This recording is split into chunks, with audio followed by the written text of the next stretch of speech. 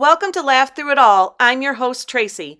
Join me as I explore the power of mindset and the impact of our thoughts and attitudes. Let's reshape your mental landscape. Let's talk about mindset. I am so focused on my mental health and changing my mindset that I thought I would share it with you guys in hopes that you'll get something out of it. If anything, I'm just, going to sit here and talk about it and hopefully I'll learn something from it. So anyway, mindset. What is mindset? Mindset is mental attitude, your mental attitude with the emphasis on the word your. It's got nothing to do with how someone feels about you, how someone views you, their opinion of you. That is not it. It's your mental attitude, your feelings, your thoughts, your insecurities, your challenges, your hangups, your beliefs. So let's break down some of these beliefs. One is we have the difference between a fixed and a growth mindset.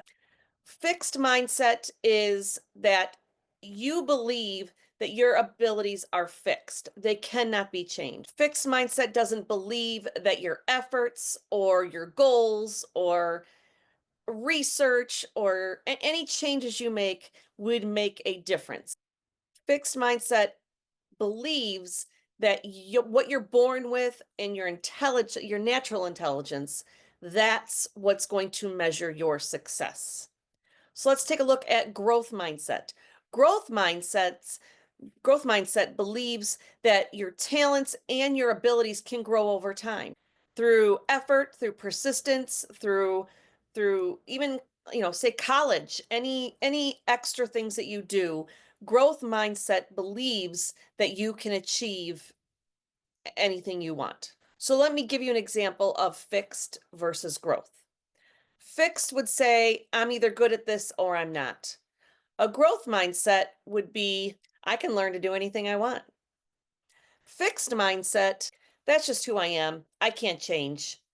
Where a growth mindset, I am evolving and I am a work in progress. A fixed mindset, that job position is totally out of my league. I am not good enough for it. Where a growth mindset sees it as a challenge and thinks that they can achieve anything.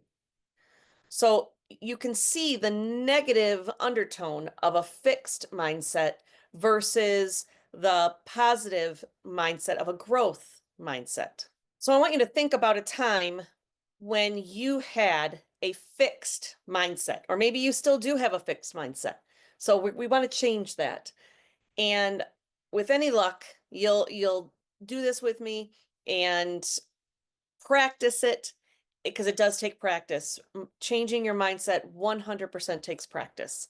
So let me give you an example of just recently. I've got many examples of my fixed mindset, but I've learned and I've practiced and I now have a growth mindset. I still go back a little bit and have some weak moments with my fixed mindset, but I can get myself out of it. So my decision to become a life coach, I would say that was one of the last times that I had that that mindset of, oh my goodness. Let me walk you through it. I got the idea. I loved the idea. I was so excited about the idea. And I thought, this is going to be perfect for me. I saw an ad from Jay Shetty, which a lot of you see it on your feeds. Um, and he offered a school, a training certification program to become a life coach. And I thought, oh my gosh, he's accredited. Everybody knows him. And I can go and learn from him. Amazing. So I looked into it. I sent the email. I had the interview because they do like a little mini interview to see if you're a match and if they're a match. And then the very end, she told me the price. The price was $7,000. What? $7,000? I don't think I'll ever have $7,000 to, just to put towards something. That was just something that was completely out of out of range for me. There was just no way I could do that. So as soon as that happened, I went from from having a growth mindset and how wonderful this could be, how perfect I would be at it, to going back to that fixed mindset. Well, that's not going to work. I can't do it. There's no other place for me to do it. That didn't work, so forget it. It's done. I got too excited for nothing. But then after I allowed myself those few moments, I thought to myself, switch back to growth. That can't possibly be the only place you can get a certification to be a life coach. It cannot be. So then I did some research online, looked at a few different programs that were being offered, and then I saw one that was actually from a college that's pretty well known here in Michigan, Central Michigan. So I thought that looks, that would be great. It's accredited. I know the place, it's well known, and let me look into that. So looked into it, talked to somebody, somebody who takes care of the program, and the price was nowhere near the price of the Jay Shetty one. I mean, I couldn't I still can't believe the price of that one. You're paying for the name is really what you were paying for. So I then became back excited. Everything was great. But then the self-sabotage comes back around. The things that we say to ourselves, people, is so terrible. I started, okay, well, now I'm going to do this. Then I thought, ooh, I'm going to tell people. But there are still those people out there that I still feel odd about saying things to. But for me, I've got to put it out there. If I put it out there, then I commit to it because I've now told people. So I force myself to, it forces me to continue. Um, but I went through that whole thing of people are going to roll their eyes at me. People are going to be like, "Oh, she's been divorced twice. She's, all of these things." And people are going to think she's going to be a life coach. She can't even hold on to marriage. And so all of these negative things I kept thinking that other people are going to say about me. Who? Who knows? Who knows who these other people are? But the quicker I work on my mindset and I'm aware about my mindset, the sooner I get over these things. The sooner I hold on to the people who are so excited for me, who think I'd be great at this. So those are the people that I latched onto.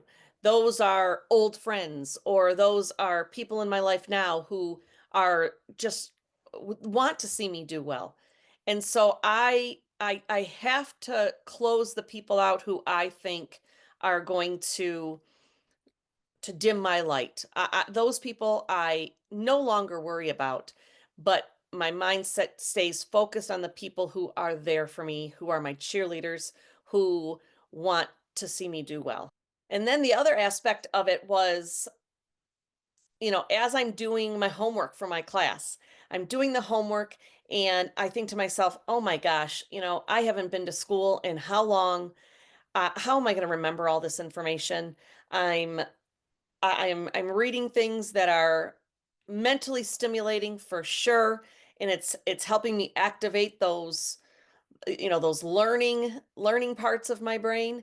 And I say to myself, God, I'm never going to remember this. I can't do this. This is too hard. Um, how am I going to remember this and help other people? I don't see how it's possible. And then I started to think, wait a minute.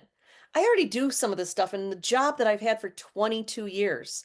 Life coaching is a lot about motivating people, a lot about writing goals and helping them achieve those goals and walking people through the process of being better. And that is my full-time job. That's my career. So then I think, why couldn't I do this? I absolutely could do this. I'm already doing this. So why would this be any different?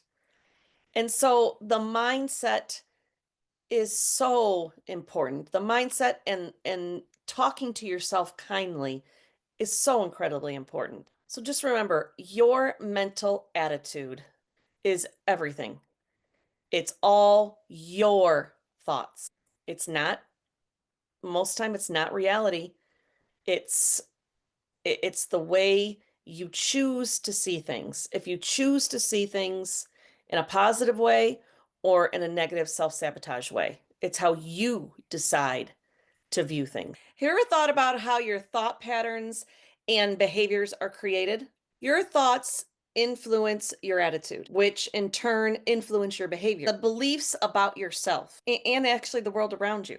Think of thoughts as maps. They represent the what your brain perceives. These experiences can influence your thoughts, personal beliefs, your values, behaviors, and emotional responses.